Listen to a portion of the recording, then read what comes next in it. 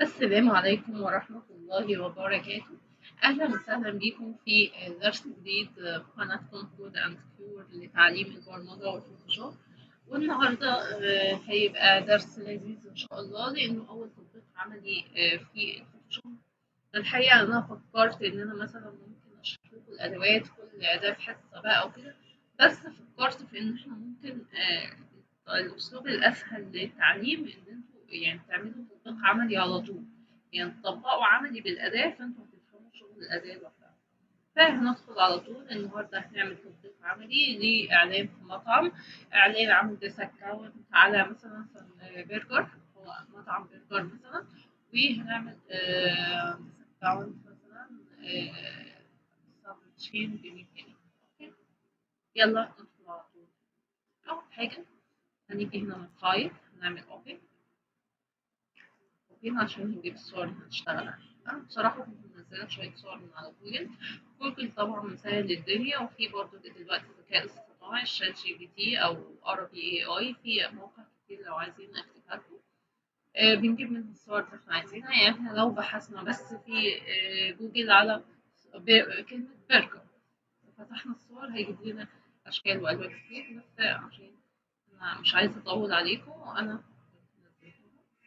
جبت صورة برجر، وكمان جبتها ايه اللي هي عايزة تتقص، يعني زي ما قلنا جي بي جي، جي بي جي اللي فيها خلفية.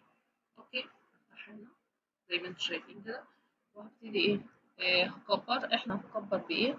بكنترول وزائد، او ممكن بالقرص او السكرول بتاع بس نكون عاملين كنترول وزائد كده نكبرها عشان نبقى شايفين.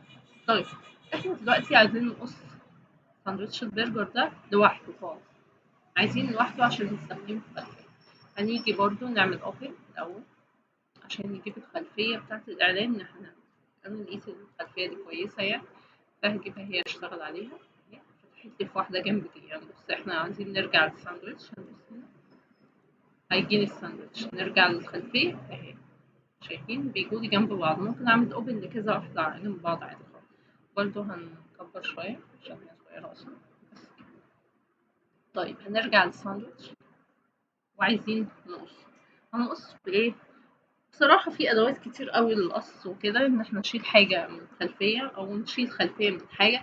إحنا ممكن على فكرة معلومة يعني، إن إحنا ممكن نشيل دي وممكن نشيل خلفية، يعني ممكن نشيل الخلفية من حاجة وممكن نشيل حاجة من الخلفية. أصل إحنا الصور ممكن نكون عايزين نشيل أي حاجة، ممكن اتنين مثلا متصورين مع بعض عايزين نشيل حد فيهم، فكده يعني إيه، على حسب إحنا عايزين نشيل إيه. فهنيجي أحسن أداة أنا استخدمتها في الموضوع ده عن تجربة يعني، أداة اسمها البين تول أهي. هتبقى شكلها زي السمكة كده شوية، هي زي القلم وشبيهة بالسمكة. لو شاورنا عليها كده هيبقى مكتوب بين تول حرف البي، هندوس عليها. خلاص كده نتأكد إن فوق هنا معمول باص، في العلامة دي هنختار باص. باص اللي هو إيه زي مسار. أوكي. طيب، طيب ممكن أنا إيه نستخدم. طيب إزاي بقى هنختار؟ هنيجي هنا نعمل كليك وهكذا. بص كده هنعمل زي مسار، هي كانت فاصلة عن المسار، هنعمل مسار حوالين الحاجة اللي احنا عايزين نختارها. احنا هنقعد نعمل كده كليك حوالين الساندوتش. طب لو واحدة اتعملت غلط مني اعمل ايه؟ كنترول وزد ارجع واحدة. بص كده دوس كنترول وزد ده رجع بقى. ماشي، هنقعد ايه بقى؟ انا بعمل بسرعة بس عشان وقت الفيديو ما يطولش عليكم، بس انا طبعا لو عملت بالراحة هيبقى ادق، انا بعمل بسرعة شوية كده كده زي ما انتم شايفين كده اهو.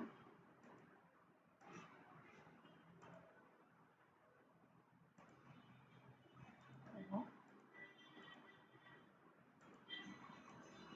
بس كده كده عملنا لها كلها ايه؟ عملنا لها كلها تحديد. هنعمل كليك باليمين بالماوس ونعمل ميك سelection، وهنخلي دي زيرو زي ما هي. مش هطول الموضوع ده ليه؟ هي دي في حاجة اسمها فيزر أو فيزر راديوس. الفيزر دي اللي هو ممكن ايه يضغط لي الصورة في الجوانب بتاعتها متبقاش باينة شارب، يعني متبقاش حادة وظاهرة، يغطي عليها شوية كده. اوكي، فاحنا هنختارها صفر. لو زودنا عن كده هتلاقوا في حتت اتقصت منه. هنعمل اوكي. خلاص كده بعد كده هنعمل